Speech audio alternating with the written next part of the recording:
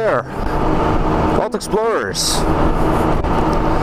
We have some news today. A little bit of good news, a little bit of bad news, but it all works out in the end.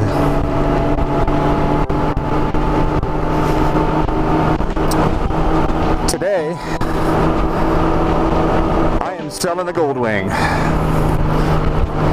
So that's kind of the bad news. Things have just changed around the house, around the vault. So just come to the conclusion that I just got too many toys, and some of them need some work, and I just don't want to dedicate any more money to keeping an unnecessary bike in the stable. And not that this requires a lot of work, but registration, insurance, that kind of stuff adds up. And in a pinch, I don't want to be spending that kind of money.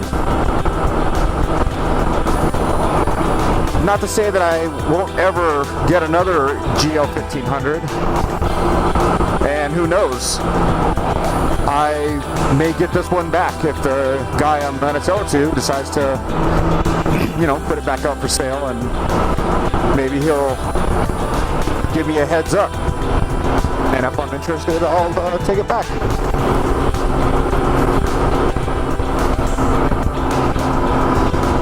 So that was sort of the bad news. The good news, and I feel it's good news, is the gentleman I'm selling it to, seems like I haven't met him yet personally. I've only talked to him over emails. He seems like a really good guy. And that's the most important thing. It's just you get that feel for somebody. I've had a lot of people, come and tire kick and hem and haw, and I don't know, my wife, she won't let me now, and all that crap. You guys and girls that have sold things in the past, you know what I'm talking about when you try to sell a vehicle sometimes. But this guy and I have a lot in common, in a sense that when we set our mind to something, you go for it. Roll some dice, take some risks, and you go for it. And he's not new to the Goldwing scene. He's not new to the motorcycle scene. So I know the Goldwing's going to a good person, going to be in good hands, and that's a good feeling. It's just not going to go to somebody who's going to treat it like crap and do whatever. Quick turn around, quick stale it. And if he does, I don't care. It's just for the most part, from what I can tell, he's not going to do that.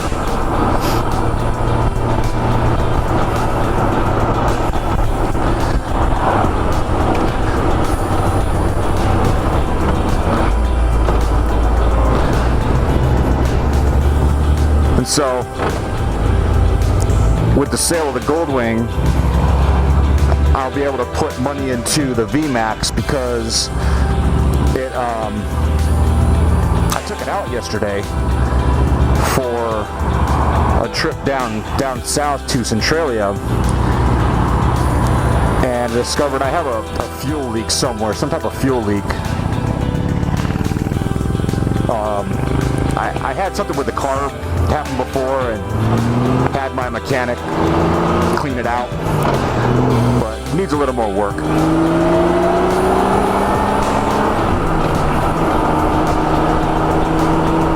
So I'll be able to dedicate time to that and have, one less bike in the driveway, cluttering up the driveway type thing.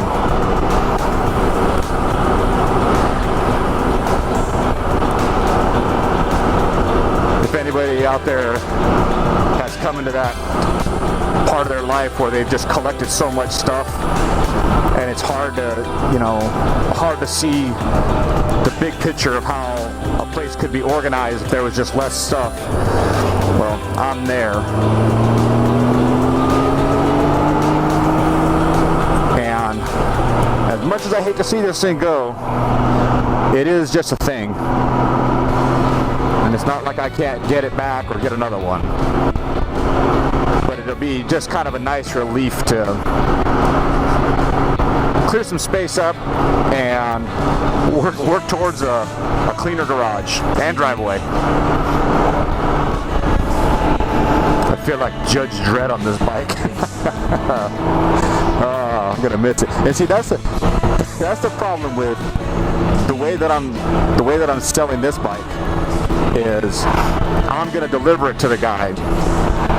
Where when I sell a car or motorcycle, I prefer to have the buyer come and pick it up so that I don't have to take that one last drive or ride and do the, oh, what did I do?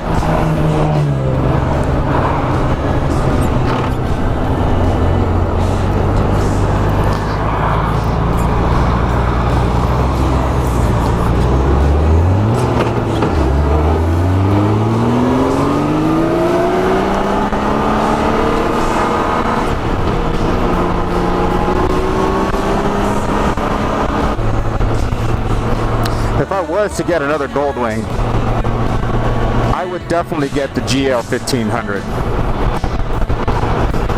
I've seen the 1800, and it looks like a beautiful bike.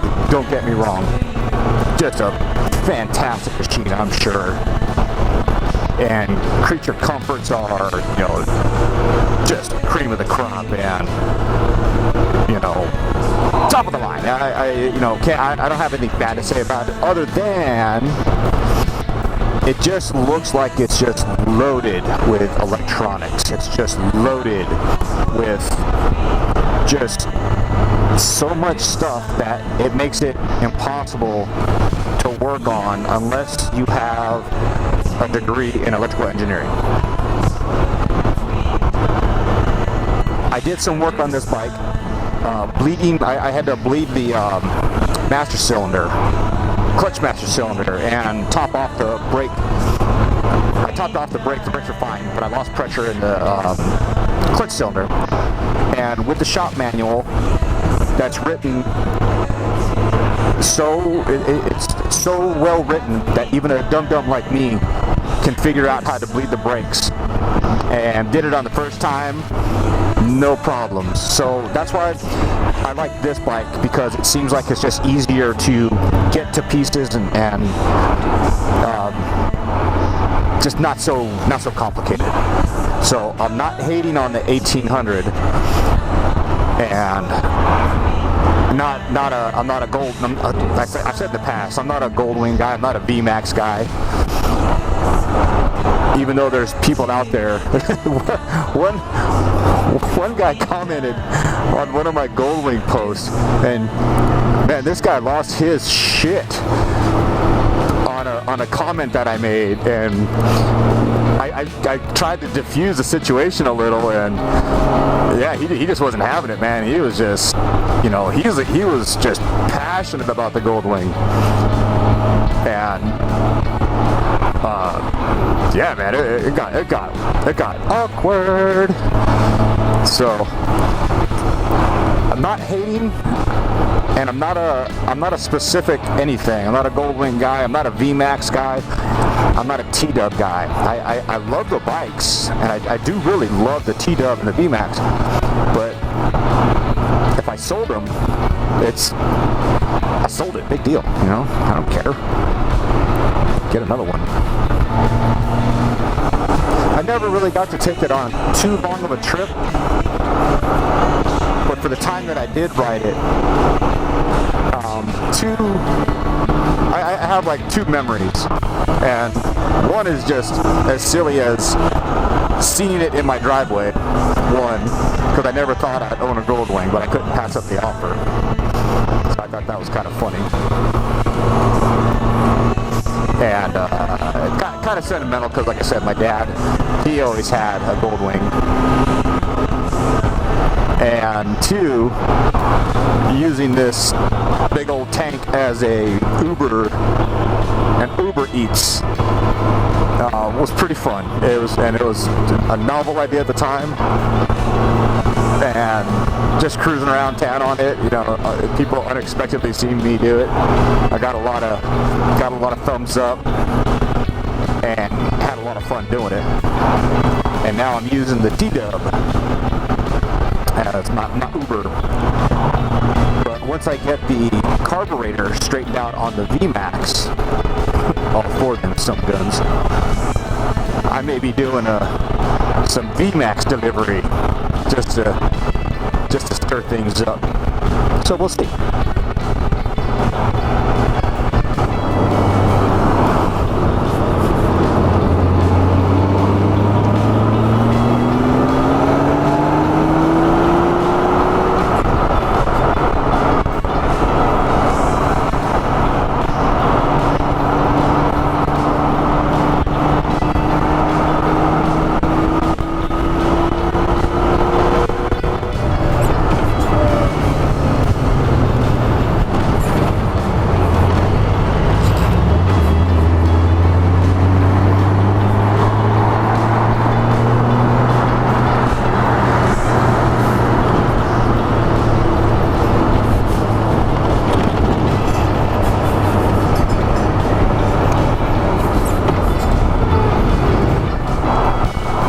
So some of the future things we're going to try to work on is getting the same bike. And we're either going to try to get another XT350 or try to acquire two DRZ 400s. Those are definitely our favorite bikes. Great enduro dual sports. And the idea behind it is to be able to, you know, have identical bikes. So if, you know, one goes down, we can reference the other. And updating and upgrading, modifying. We don't have to worry about, you know, shopping around. You know, we find one place, you know, we got the same thing. And me and Caboose have the same taste in motorcycles and stuff for the most part, so we're kind of in that agreement of going the same route. He's not a fan of the T-Dub, and as much as I love the T-Dub, the bike is super with them big ass wheels. It's kind of a pain to lift onto the Excursion. It's not impossible. It's just that with the lift, even with the stock tire size, with the lift on the Excursion, it takes a little bit to get it up there. And I'm not as young as I used to be. I am no spring chicken. And I know my limits. A man's got to know his limitations. So, an XT350 or a DRZ is just kind of a little more nimble and easier to, you know, load up, move around, and whatnot.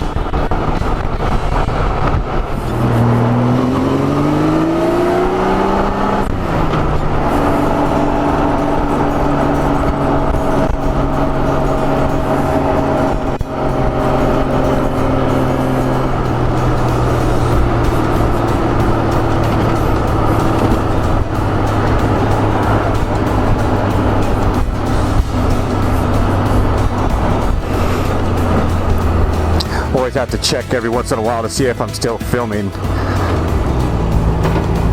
I have this thing now, or it's just embedded in me that I'm always checking. I'm using a battery pack now, not just the GoPro battery. It's actually wired into a battery pack in my jacket, and now I don't ever have to change that battery. But I'm always checking just out of habit to make sure I'm still filming. And when I took the VMAX out to, you know, test the V-Boost, which works perfectly fine, several times,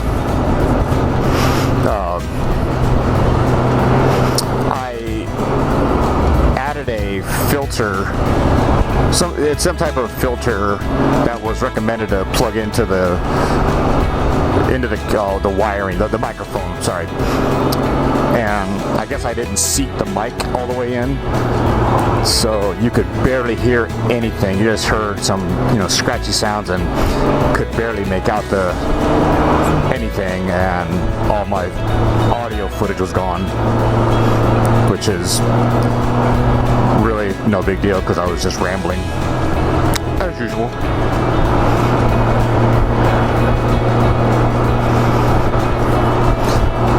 Back to the straight wiring in, and hopefully it works out this time. Nothing wrong with the video footage, it was just the audio that was all janky.